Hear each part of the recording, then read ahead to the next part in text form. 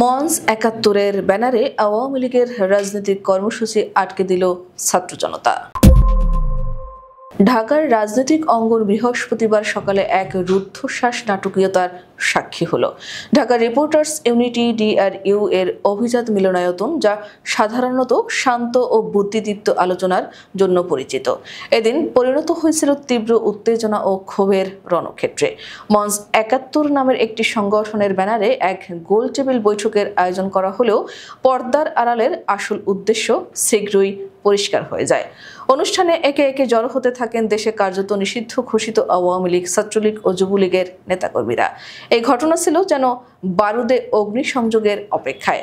অনুষ্ঠানের প্রধান আকর্ষণ হিসেবে প্রচার করা হয়েছিল প্রবীণ আইনজীবী ও সংবিধান প্রণেতা ডক্টর কামাল হোসেনের নাম, কিন্তু তিনি শেষ মুহূর্তে এই অনুষ্ঠানে উপস্থিত হননি। তবে তার অনুপস্থিতি ঢাকতে পারেননি আয়োজকরা, বিশেষ করে যখন মঞ্চে আবির্ভাব ঘটে সাবেক স্বৈরাচারী হাসিনা সরকারের বিতর্কিত ও একসময়ের দাপুটে মন্ত্রী লতিফ সিদ্দিকীর। তার উপস্থিতিই যেন জনতার ক্ষোভের আগুন ঘি ঢেলে দেয়। সকাল 10টার দিকে অনুষ্ঠান শুরুর আগেই জুলাই যোদ্ধা ব্যানারে আলামিন রাসেলের নেতৃত্বে একদল শিক্ষার্থী ও সাধারণ জনতা DRU এর সামনে অবস্থান নেয়। তাদের কাছে খবর ছিল একটি একাডেমিক আলোচনার মুখোশে মূলত ক্ষমতাচ্যুত আওয়ামী লীগের নেতাকর্মীরা পুনঃসংগঠিত হওয়ার চেষ্টা করছে। লতিফ সিদ্দিকী অনুষ্ঠান স্থলে প্রবেশ করার সঙ্গে সঙ্গে পরিস্থিতি বিস্ফোরণমুখ হয়ে ওঠে। জুলাইয়ের হাতিয়ার গর্জে উঠুক আরেকবার, লীগ ধরো জেলে ভরো, এই ধরনের স্লোগানে প্রকম্পিত হয়ে ওঠে পুরো এলাকা। জুলাই যোদ্ধাদের সঙ্গে দ্রুতই যোগ দেয় স্থানীয় যুবদল ও বিএনপির কর্মীরা, যা আন্দোলনকে আরো তীব্র করে তোলে। ভেতরে তখন বক্তব্য রাখছিলেন ঢাকা বিশ্ববিদ্যালয়ের আইন বিভাগের অধ্যাপক শেখ হাফিজুর রহমান কার্জন। তিনি তার বক্তব্যে অন্তর্বর্তী সরকারকে ইঙ্গিত করে বলেন, আমরা দেখতে পাচ্ছি দেশের সংবিধানকে ছুঁড়ে ফেলার পায়তারা করা হচ্ছে। এর পেছনে রয়েছে জামায়াত, শিবির ও জাতীয় নাগরিক পার্টি NCP। অধ্যাপক ইউনূসের নেতৃত্বে তারা মুক্তিযোদ্ধাদের জুতার মালা পরাচ্ছে। তার এই বক্তব্য শেষ হতে না হতেই বাইরে অপেক্ষারত বিক্ষুব্ধ ছাত্র জনতা মিছিল নিয়ে মিলনায়তনের ভেতরে ঢুকে পড়ে। তারা আলোচনার ব্যানার ছিঁড়ে ফেলে এবং লতিফ সিদ্দিকী সহ আওয়ামী লীগের নেতাকর্মীদের অবরুদ্ধ করে ফেলে।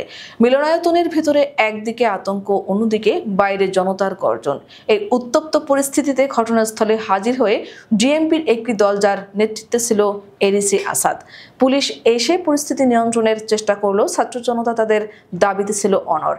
তারা স্লোগান দিতে থাকে, স্বৈরাচারের দোসর লতিফ সিদ্দিকীকে গ্রেপ্তার করো। দুপুর 12টার দিকে পুলিশ লতিফ সিদ্দিকী, অধ্যাপক শেখ হাফিজুর রহমান সহ মোট 13 জনকে আটক করে নিজেদের হেফাজতে নেয় এবং থানায় নিয়ে যায়।